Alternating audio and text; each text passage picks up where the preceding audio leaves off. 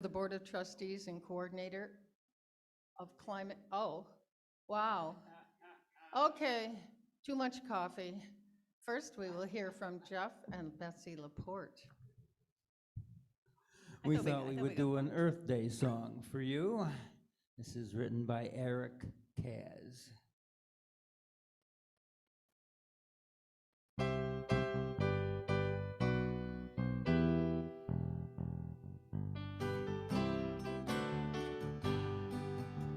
Mother Earth lives on the ocean. Mother Earth sails on the sea. I am blessed with her devotion. Mother Earth provides for me. Now I'm going on a journey, and I pray all things end well, while Mother Earth looks after me. I will follow faithfully.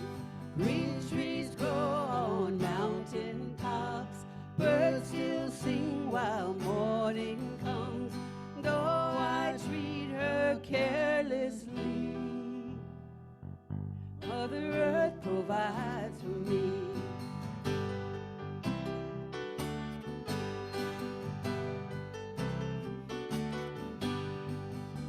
When the grasslands crave for water and the harvest needs sunlight, these are times when I am helpless.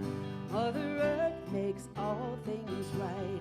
Green trees grow on mountain tops. Birds still sing while morning comes, though I treat her carelessly. Mother Earth provides for me. Mother Earth lives on the ocean. Mother Earth sails on the sea. I am blessed with her devotion. Mother Earth provides for me. Mother Earth provides for me. Mother Earth provides for me.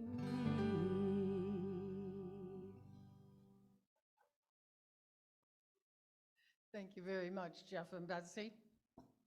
And welcome to the Unitarian Universalist Church of Utica. I'm Barb Freeman, Clerk of the Board of Trustees and Coordinator of the Climate Action Team. Whether you are visiting for the first time or have been a member for many years, you are welcome here. Whatever faiths you have known, if any, you are welcome here. Whoever you are and whomever you love, you are welcome here. We are invited to bring our whole selves to this worship service, our doubts as well as our convictions, the joy and pain we have known, our longing for connection and understanding. Every part of you is welcome here.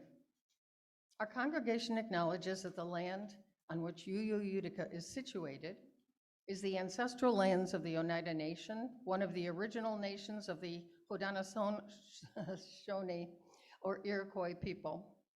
If you are visiting us for the first time, either in person or online, we are glad you have joined us. We would love to learn more about you and connect you with our newsletter if you like. There will be a link in the chat to a form that we hope any online visitors would fill out, and we hope you will stay for informal conversation in breakout groups, or if you're in person, with the goodies that some folks have brought in after the service. Several announcements today. After the service, Climate Action will meet at 12:45, which is a little earlier than usual, to work on, first of all, our pails for the Urban Tree Project and other things.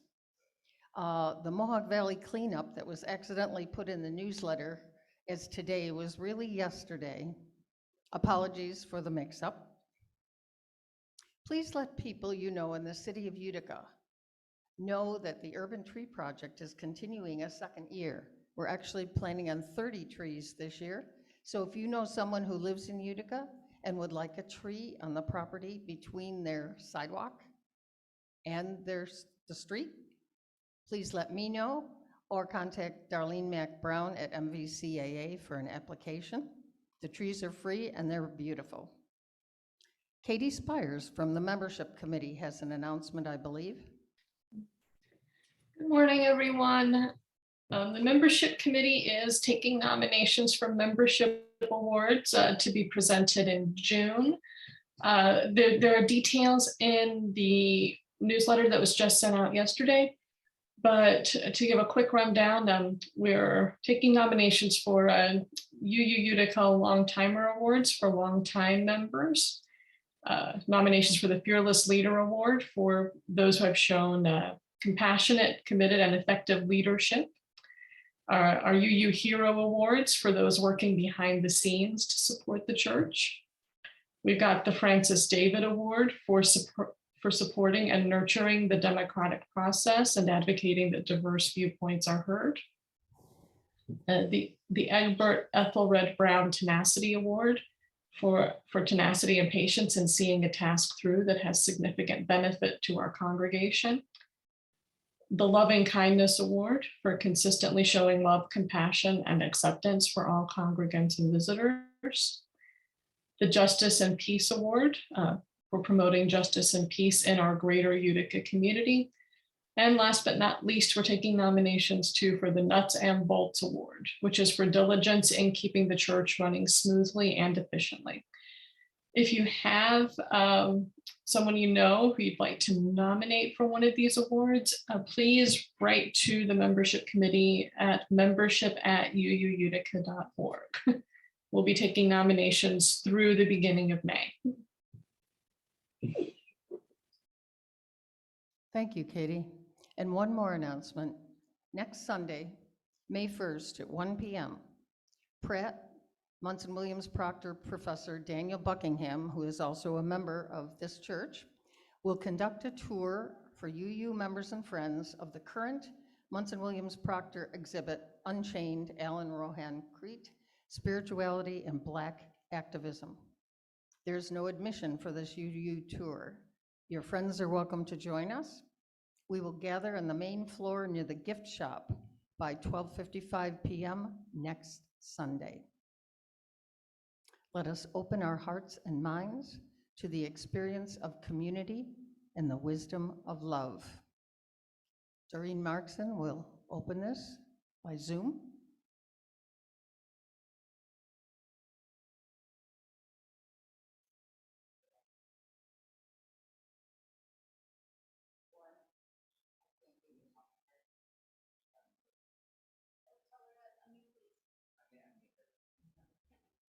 Darlene, you're muted.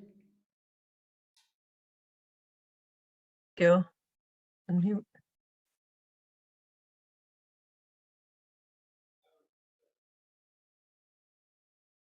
Doreen, I can't hear you.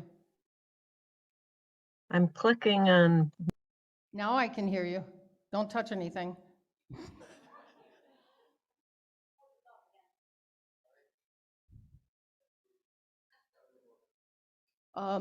It's on mute again. I wonder what's happening.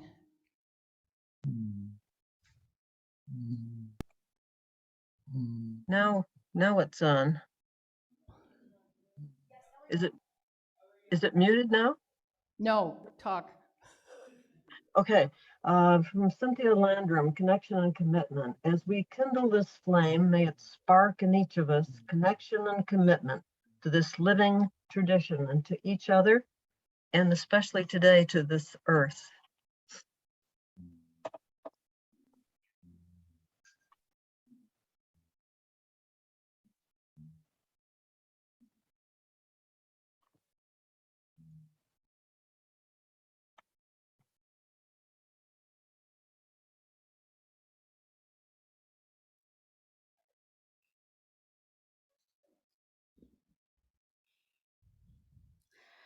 A meditation called Falling in Love with the Earth by Thich Nhat Hanh.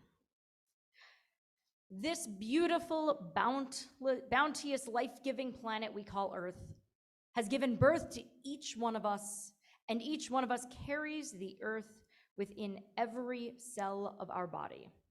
The Earth is our mother, nourishing and protecting us in every moment, giving us air to breathe, fresh water to drink, food to eat, and healing herbs to cure us when we are sick. Every breath we inhale contains our planet's nitrogen, oxygen, water vapor, and trace elements. When we breathe with mindfulness, we can experience our interbeing with the Earth's delicate atmosphere, with all the planets, and even with the sun, whose light makes possible the miracle of photosynthesis. With every breath, we can experience communion. With every breath, we can savor the wonders of life. We need to change our way of thinking and seeing things. We need to realize that the Earth is not just our environment. The Earth is not just something outside of us. Breathing with mindfulness and contemplating your body, you realize that you are the Earth. You realize that your consciousness is also the consciousness of the Earth. Look around you. What you see is not your environment, it is you.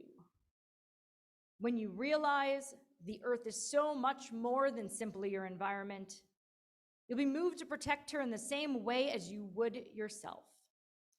This is the kind of awareness, the kind of awakening that we need, and the future of the planet depends on whether we're able to cultivate this insight or not. The Earth and all species on Earth are in real danger. Yet if we can develop a deep relationship with the Earth, we'll have enough love, strength, and awakening in order to change our way of life. Only when we've truly fallen back in love with the Earth will our actions spring from reverence and the insight of our interconnectedness. Yet many of us have become alienated from the Earth. We are lost, isolated, and lonely. We work too hard, our lives are too busy, and we are restless and distracted, losing ourselves in consumption. But the Earth is always there for us, offering us everything we need for our nourishment and healing. The miraculous grain of corn, the refreshing stream, the fragrant forest, the majestic snow-capped mountain peak, and joyful birdsong at dawn. There's a revolution that needs to happen, and it starts from inside each one of us. We need to wake up and fall in love with Earth. We've been Homo sapiens for a long time. Now it's time to become Homo conscious. Our love and admiration for the Earth has the power to unite us and remove all boundaries, separation, and discrimination. Centuries of individualism and competition have brought about tremendous destruction and alienation. We need to reestablish true communication, true communion with ourselves, with the Earth, and with one another as children of the same mother. We need more than new technology to protect the planet. We need real community and cooperation. Cherishing our precious Earth, falling in love with the Earth, is not an obligation. It is a matter of personal and collective happiness and survival.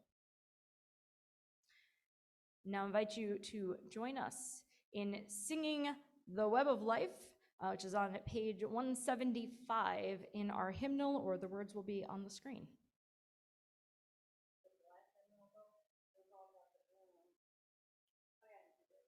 It's the dark hymnal, it's not the green or teal one.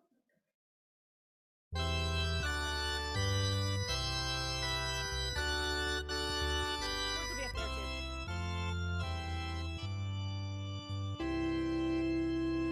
We celebrate the web of life, its magnitude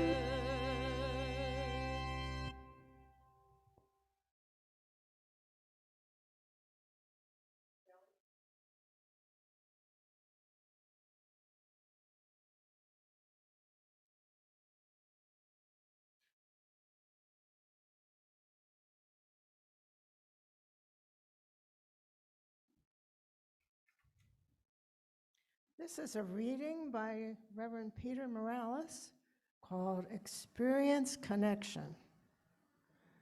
What does deep spirituality feel like to you? For me, it feels like connection. Connection to myself, to others around me, to the earth and all of creation. Connection to myself feels like deep peace, awareness, calm, authenticity. Connection to others feels like compassion, community, acceptance, and enduring love. Spirituality is not an idea, it is an experience. When I experience connection, dividing lines disappear. Inner conflict gives way to integrity. The line that separates my individuality from others fades. We become one. I find connections with my deepest self in times of solitary practice and reflection. I find connection with others in community, often in worship. All the great spiritual traditions teach this. Today, the connection with creation, with the earth and the cosmos, may be the most difficult. We live in artificial, controlled environments that separate us from the natural world. More than humans in any other time, we live separated from the natural world, the world from which we emerged and that sustains our lives. We so very much need to experience our world.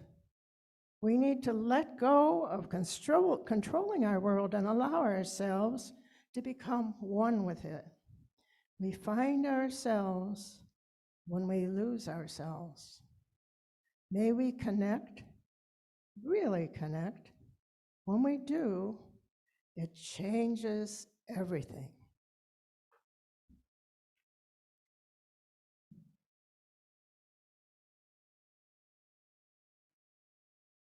Thank you, Sally.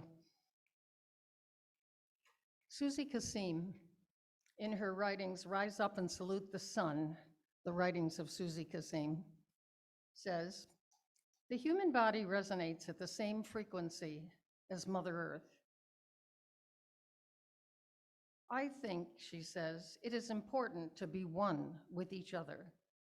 If we really want to remedy the earth, we have to mend mankind. Mother Earth will exist with or without us. If she is sick, it is because mankind is sick and separated. And just yesterday, I found a quote. I was reading a new book, and I couldn't resist putting it in this service. It's by Gus Speth. Some of you may know he's an academic who's been writing about the environment and researching it for many, many years. And it's really the central thought that I have today. Says Gus Speth, I used to think the top environmental problems were biodiversity loss, ecosystem collapse, and climate change. I thought that 30 years of good science could address these problems. I was wrong. The top environmental problems are selfishness, greed, and apathy. And to deal with those, we need a cultural and spiritual transformation. We scientists don't know how to do that.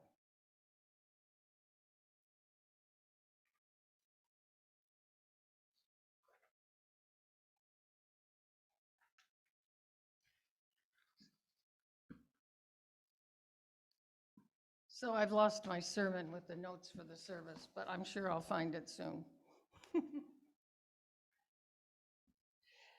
The idea for the service came from many readings that I've been doing lately, but principally, The More Beautiful World Our Hearts Know Is Possible by Charles Eisenstein. Brought along with it is Thich Nhat Hanh's Love Letter to the Earth, and Joanna Macy and Chris Johnstone's Act of Hope. It began by my increasingly strong feeling about separation. Not only separation from each other in the United States, or separation between ourselves and other family members, separation of humans to the earth, and the problem that that causes. I think that we as humans have been separating ourselves from each other in history, in earth, in modern history, perhaps with the Industrial Revolution, maybe even before that. We've been thinking of Earth as just the environment around us. We experienced ourselves and Earth as separate entities. We've seen the planet only in terms of what it can do for us. We need to recognize that the planet and the people on it are one and the same. At this moment, the Earth is above you, below you, inside you. The Earth is everywhere. The water, the sea, the sky, and everything comes from the Earth. Everything outside us and everything inside us. We often forget that the planet that we are living on has given us all the elements inside our bodies. The water in our flesh, our bones, and all our microscopic cells are inside our bodies, and they come from the Earth, and they are part of the Earth. We are the Earth, and we are always carrying her with us. We can see that Earth is actually alive. We are a living, breathing manifestation of this beautiful and generous planet. We can transform our relationship to Earth and to each other, even to ourselves. We can begin to walk differently and to care for her, each other, and ourselves differently. Before the established religions emerged, humans articulated their worship through the earth. People venerated nature instead of deities. The sun, bringing light and life, was worshipped. Prayer and ritual dancing were directed to the rain god, whose water caused the plants to grow. The spirit was alive, diffused all through nature, and tribal people felt at one with nature and with each other. Instead of seeing ourselves as spiritually connected to the earth and all your creatures, we now see ourselves as separate individuals, relating to separate individuals, and to a separate earth. It's a spiritual problem. It is estrangement from the earth and from each other. Anthropologist Paula Gunn Allen, who comes from a Pueblo background, writes in her book, The Sacred Hoop, "We are the land. To the best of my understanding, that is the fundamental idea that permeates American Indian life. The land and the people are the same. The earth is not a mere source of survival, distant from the creatures it nurtures and from the spirit that breathes in us. The earth is being, as all creatures are also being, aware, palpable, intelligent, alive.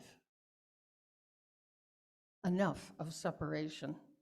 I want to move toward what I see as the value of connection, and integral connection, in fact, interbeing. While the energy of our thoughts, speech, and actions is powerful, this energy is infinitely more powerful when we join together with others.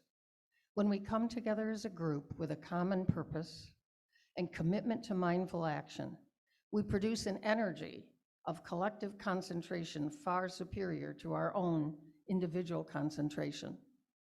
This collective energy can lead to collective insight and to a collective awakening. Together, we can bring about real transformation for ourselves and for the world. We must become the storytellers of a new world. We tell the story not only with words, but with actions that show there's another way of seeing and another way of being. Every act of generosity is an invitation to generosity. Every act of courage is an invitation to courage. Every act of healing is an invitation to healing. Every act of joy is an invitation to joy. Interbeing is a total connection without separation. It's a term that's been used by Thich Nhat Hanh and Joanna Macy, and in the latest book, Charles Eisenstein. Charles Eisenstein notices a few principles that he sees as part of interbeing, and I see them as connected to science as well. New science, modern science, and I'll get to that. Our very existence is relational. Thus, what we do to another, we do to ourselves. Each of us is unique and has a unique and necessary gift for the world. What a message for our young people who are searching for answers. The purpose of life is to express and fulfill our gifts. Humanity is meant to offer our gifts toward the well-being of the whole. Every act is significant and has an effect on the cosmos. We are fundamentally connected to ourselves, to each other, and to the earth. Every person and every experience mirrors something in ourselves. Purpose, consciousness, and intelligence are innate properties of matter and the universe. Science is undergoing parallel paradigm shifts complementary to interbeing. For example, in evolutionary biology of interbeing breaks down the idea that self-interest can ever exist independently of the interest of others in the whole. Whether it be mirror neurons, horizontal gene transfer, group evolution, morphic fields, and more. The emerging science bespeaks our interbeingness with each other and the earth. We've known this intuitively all along. We are each other and we are the earth.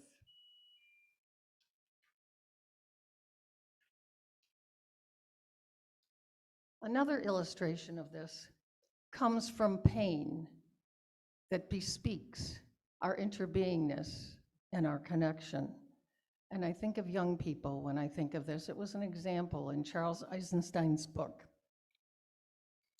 Distanced from dying forests, for example, we do not know the source of our pain, but make no mistake, just because we don't know the source of our pain does not mean that we do not feel the pain. The loss is felt by all of us. It may not be in the top of our brain, but it is back there. It is a feel, and young people, some of whom have so much depression today, I think that I want to tell my grandchildren and other young people I know, this isn't just your pain, it's our pain, it's a global pain, and it's real. In the story of interbeing, we should expect that any imbalance in our society would be mirrored in instability of the climate. We need to rediscover the mind of nature, the planet, the sun, the soil, the water, the mountains, the trees, the air, as sentient beings whose destiny is not separate from our own. Imagine what that belief would mean in today's world. Whatever the mechanism, climate change is sending us an important message. We and the earth are one. Perhaps all our small, invisible acts imprint themselves upon the earth in ways we do not understand. The more we act from the story of creation and connection and interbeing, the more it will unite us in activism and healing to be better able to create an earth that reflects it throughout its water, air, and land. Each of us carries within ourself the seed of awakening, the ability to live in harmony with our deepest wisdom, the wisdom of interbeing. Interbeing with all humans and with the earth of which we are part.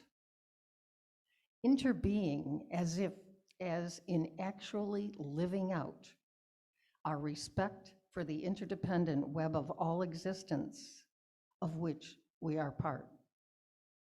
Morgan Florsheim writes, The climate crisis is ongoing. And also, a bird is building a nest outside the eaves in my window. In shaky hands, I hold these two truths together.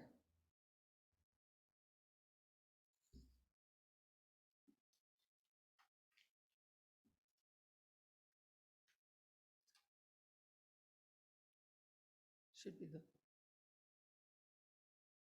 If you want to join in, you can, but this is a recorded song, The Oneness of Everything.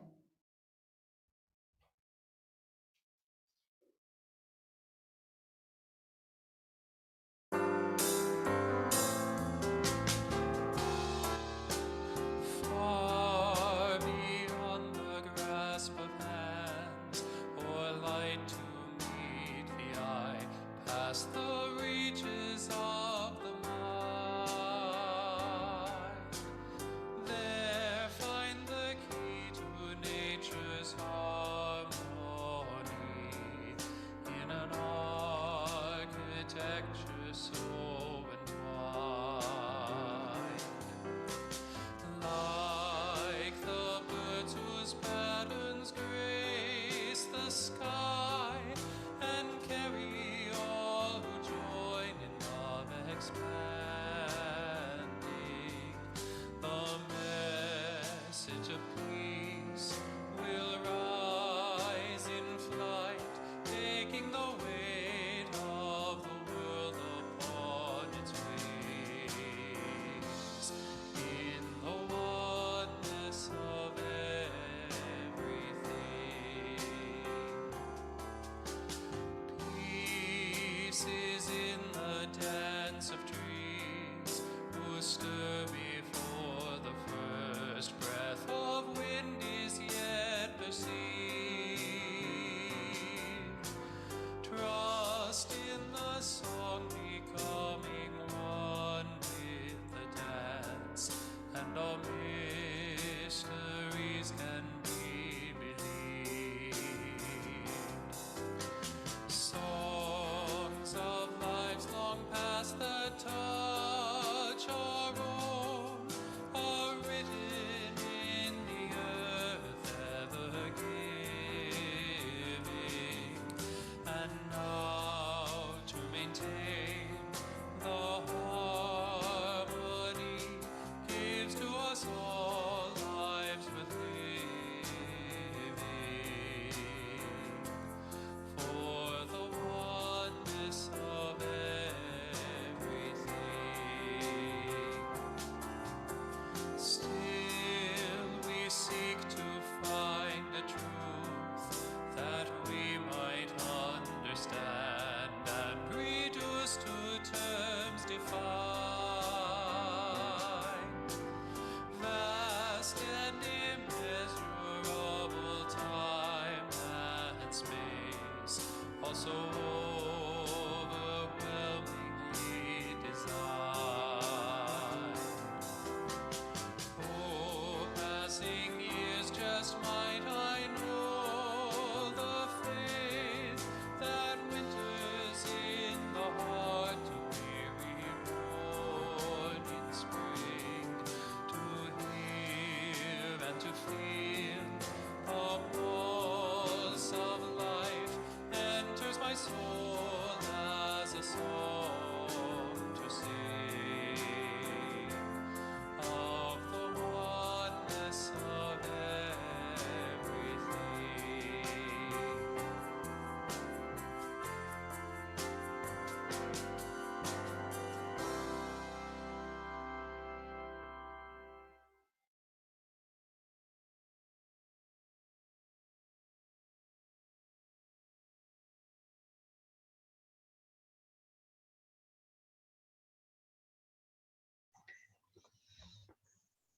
I think, am I reading now?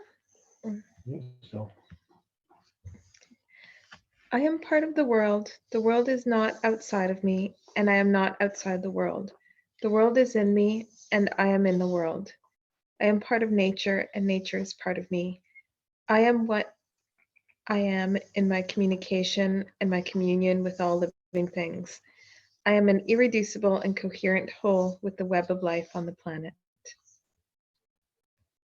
Thank you to Anna Joffrey for reading part of the Oneness Declaration by Irv Laszlo with Georgie Sabo, written in 2014. If you want to find the whole thing, it's wonderful. Now for a story from Melissa Shoup.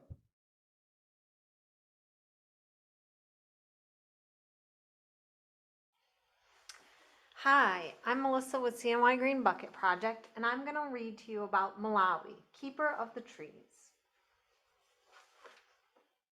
For Earth Day. It was a hot, hot day, and Malawi the baby elephant was in a bad mood. Malawi wanted everyone to know she was in a bad mood, so she stamped over to the water hole. She splashed and thrashed around in the water until it turned brown and muddy. But it didn't make Malawi feel any better. Malawi still wanted everyone to know she was in a bad mood, so she stamped over the only patch of green grass on the plains. She rolled over and over in the grass until it was flattened and crushed. But it didn't make Malawi feel any better. Malawi still wanted everyone to know she was in a bad mood, so she stamped over to the only tree on the plains. She leaned against the tree. Then she pushed and pushed until the tree fell over. But it didn't make Malawi feel any better. The next day, the sun rose high in the sky. It was very, very hot. Malawi soon became very thirsty. She made her way down to the water hole, but the water was brown and muddy. Malawi couldn't drink. Malawi soon became very hungry. She made her way to the only patch of fresh green grass on the plains, but it was crushed and flattened. Malawi couldn't eat. Malawi soon felt very hot. She made her way to the only tree on the plains to sit in the shade, but the tree was no longer standing. Malawi couldn't find any shade from the sun. Just then an old hyena came along. "Foolish Malawi," said the hyena. "When you have only one water hole, you must take care of it, because one day you will be thirsty. When you have only one patch of green grass, you must take care of it, because one day you will be hungry. And when you only have one tree, you must take care of it, because one day you will be in need of shade." The old hyena looked closely at Malawi. "Why must you do these things?" he asked. "Because there is only one earth." Malawi lowered her head down. She was sorry for what she had done. From that day on, Malawi took care of the water hole, so the water was always clean and fresh for all the animals. She took care of the soft green grass so that all the animals would have food to eat. Malawi could not save the old tree, but she looked after the little seedlings that grew next to its trunk. She knew that in time, all the birds would be able to sit on the branches and the animals would be able to rest in the cool shade. From then on, over and over, Malawi would tell all the animals, "There's only one earth. Everyone must take care of it." Thank you for listening.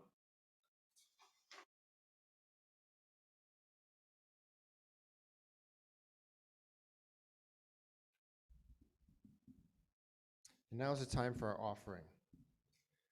And today we have words for the offering from Dostoevsky's novel, The Brothers Karamazov, in which the spiritual teacher, Father Zosima, puts our interconnectedness this way. All is like an ocean. All flows and connects. Touch it in one place and it echoes at the other end of the world. So it is with our gifts to this church, touching and connecting locally and throughout the world, through our connection with the worldwide work of the UUA. The ushers may now come forward to take the offering, which will be received gratefully.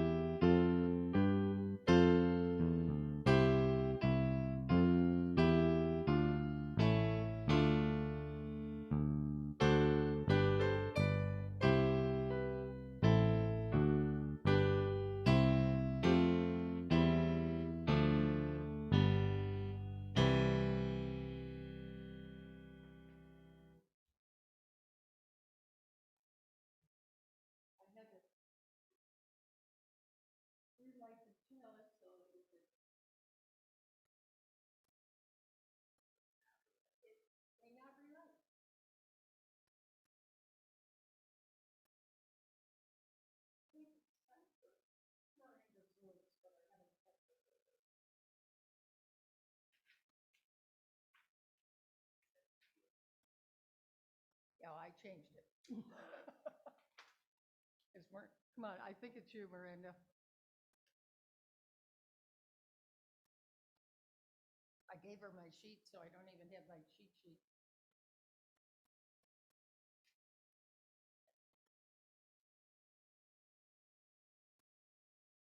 So we've been talking this morning about connecting with the earth and with each other as conscious participants. And I'm particularly taken by Thich Nhat Hanh's love letter to the earth, in which he encourages us to use meditation as a means to change our relationship with the earth. And it's a beautiful day outside. I would encourage you all to take a mindful walk and enjoy and become part of nature. And I hope that this is a way that we can work with taking on the responsibility of passing this love letter, this love affair that we have with the earth to the next generations, and making the earth a livable earth for the next generation. What could be more important than this?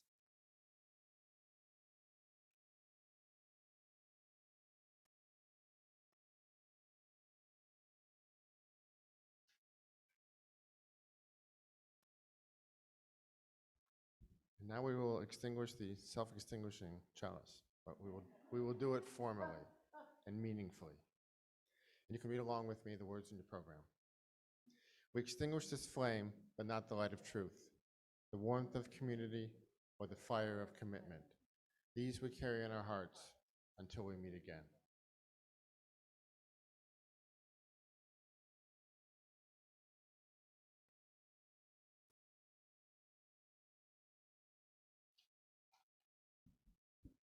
So we will close our service this morning with words from Joy Haro.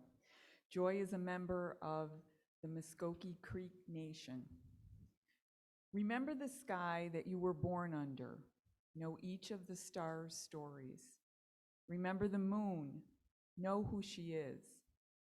Remember the sun's birth at dawn. That is the strongest point of time. Remember sundown and the giving way tonight. Remember the earth whose skin you are, red earth, black earth, yellow earth, white earth, brown earth. We are earth. Remember.